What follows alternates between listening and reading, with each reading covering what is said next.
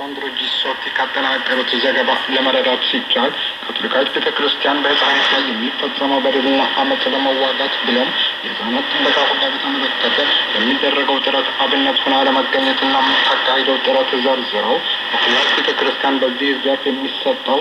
መመሪያ ስበከኞች በክልሎች ካቶሊካዊት ቤተክርስቲያን ተግባራዊ አስተማማኝ ብቻ ሳይሆን በትምህርት ቤቶች በጠቅላላ በሐዋርያት ግብረ ኖሎ ዘንድ በማካተት ለተግባሪው አብነት ለመሆን ባለፉት በመጨረሻ ዓመታት በሕፃናት ላይ ስለተፈጸመው አመፅ ጉዳይ በተመለከተ ቅዱስነታቸው ለሄድርስ ሊቃነ ጳጳሳት ቤኔዲክቱስ 16ኛ ጽኑና የማያወላውል የሰጡት ውሳኔና መመሪያ ይመሰክረዋል። ይህ ውሳኔ ቅዱስ አባታችን ርዕሰ ሊቃነ ጳጳሳት ፍራንቺስኮ በመከተል ልዩ የሕፃናት መብትና ክብር ጥበቃ የሚከታተል ድርገት እንዲቋቋም ማድረጋቸው ብፁዕ አቡነ ቶማዚ ባሰሙት ንግግር ጠቅሰው በሕፃናት ላይ የሚፈጸመው በደልና ግብረ ብዝበዛ ፈጽሞ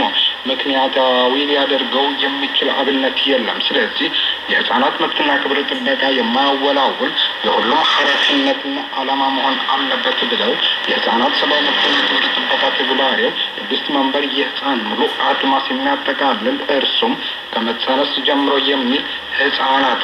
ለሚኮሰኮሱበት ቤተሰብ ክብር ጥበቃና ቤተሰብ ሰብአዊ መብትና ክብር ጥበቃ ከሚል እቅድ ጋር የሚጣመር መሆን አለበት ብላ እንደምታምን አብራርተው ወላጆች የልጆቻቸው ትምህርት የማግኘት መብት ጥበቃና የሃይማኖት ነጻነት ጥበቃ ሊረጋገጥ ያለው ተገቢነት አብራርተው ቅድስት መንበር የሕፃናት ሰብአዊ መብትና ክብር ጥበቃ በተሟላ ገጽታ በመመልከት ለተግባሪው አብነት ለመሆን ያላሰለሰ ጥረት በማድረግ የተባበሩት መንግስታት የሕፃናት ሰብአዊ መብትና ክብር ጥበቃ ውሳኔ በሁሉም በተሟላ ደረጃ እንዲከበር የባህል ህንጸት እንደምታቀርብም መመስከራቸው ጋዜጠኛ ጂሶቲ ያጠናቀሩት ዘገባ ይጠቁማል። ይህ በእንዲህ እንዳለም ብፁዕ አቡነ ቶማሲ በስልክ ከቫቲካን ሬዲዮ ጋር ባካሄዱት ቃለ ምልልስ